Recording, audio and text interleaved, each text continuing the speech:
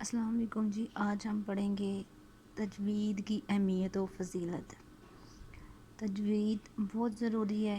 جب تک ہمیں اس کی اہمیت اور اس کی فضیلت کے بارے میں نہیں پتہ چلے گا تو ہم اس کو شوق سے نہیں پڑھ سکیں گے۔ اس لیے پہلے اہمیت اور فضیلت کا پتہ ہونا ضروری ہے، اس کے بعد ہی دل میں شوق پیدا ہوتا ہے کہ ہمیں تجوید سیکھنی چاہیے۔ تو آئیے دیکھتے ہیں سب سے پہلے اس کی اہمیت اور فضیلت۔ علم التجوید کے لغوی معنی، اس کے لغوی معنی ہے اچھا کرنا، عمدہ کرنا، خوبصورت بنانا۔ کسی بھی چیز کو اچھے وے میں پیش کرنا، عمدہ کرنا یا خوبصورت بنا کر پڑھنا، اسے کیا کہتے ہیں؟ تجوید کے لغوی معنی۔ وہ اصطلاحی معنی میں کیا ہوگا؟ پرانی حروف کو مخارج صفات لازمہ کا خیال رکھتے ہوئے پڑھنا۔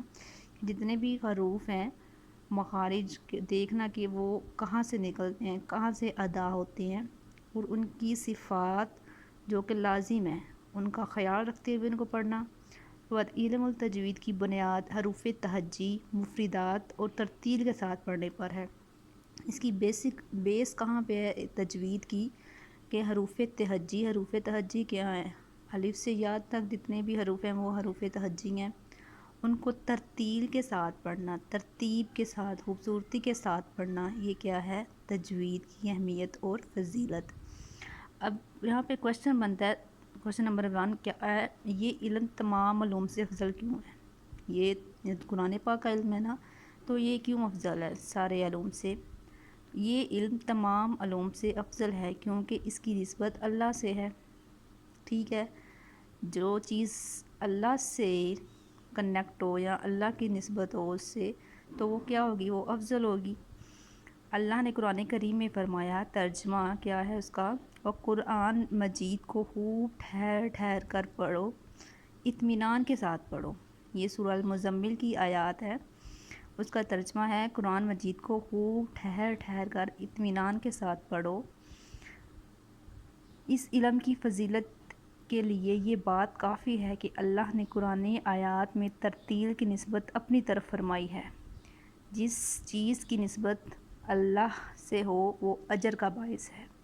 اب اس میں کیا بتا رہے ہیں کہ جو اس میں ترتیل کی نسبت ہے وہ اللہ نے اپنی طرف فرمائی ہے۔ ٹھیک ہے، تو جس چیز کی نسبت، جو چیز اللہ سے جڑی ہو، اللہ نے اپنے ساتھ کنیکٹ کر دی ہو، اس کا مطلب کیا ہے کہ وہ اجر کا باعث ہے۔ اب کوشچن نمبر 2 یہاں پہ آتا ہے، علم التجوید کا سیکھنا ضروری کیوں ہے؟ ٹھیک ہے جی، یہ ضروری ہے کیونکہ قرآن کی تلاوت فرض ہے، یہ سب کو پتہ ہے۔ اگر اس کی تلاوت صحیح نہیں تو پورا اجر نہیں۔ بالکل ٹھیک بات ہے کہ اگر ہم اس کی تلاوت ہی صحیح نہیں پڑھیں گے تو اس کا اجر کیسے پورا ملے گا؟ ایسا علم جو قرآن میں شامل کر لے فرض کفایہ ہے۔ مطلب وہ علم جو قرآن میں قرہ کہتے ہیں قاری کو کرے، اسے فرض کفایہ کہتے ہیں۔ یہ علم فرض عین ہے۔ ٹھیک ہے، فرض عین مطلب یہ سیکھنا لازم ہے۔ تجوید کیا ہے؟ فرض عین ہے، اس کا سیکھنا لازم ہے۔ قرآن ہدایت کی کتاب ہے، اس کی جو کوشش نہیں کرے گا اجر سے محروم رہے گا۔ جو تجوید سیکھنے کی کوشش نہیں کرے گا وہ کیا کرے گا؟ اجر سے محروم رہے گا۔ اب آگے ہے علم التجوید کے 4 ارکان۔ اب اس کے 4 ارکان ہیں۔ ایک کیا ہے؟ مخارج حروف کی پہچان۔ مخارج کہتے ہیں کہ وہ حروف جو کہاں سے ادا ہو رہے ہیں، ناک سے ہو رہے ہیں، زبان سے ہو رہے ہیں، گلے سے ہو رہے ہیں، وسطی حلق سے ہو رہے ہیں۔ یہ آگے ہم ڈیٹیل سے پڑھیں گے۔ سیکنڈ ہے صفات حروف کی پہچان، کہ اس کی جتنی بھی صفات ہیں حروف کی ان کی پہچان ہو۔ وقوف کی پہچان، کہاں پر ہمیں وقف کرنا ہے۔ حروف کی ترکیب کی وجہ سے تبدیل ہونے والے احکام کا علم، مینس کہ اگر حروف کی ترکیب جو ہے وہ تبدیل ہو جائے تو اس کے احکام کا علم ہونا چاہیے۔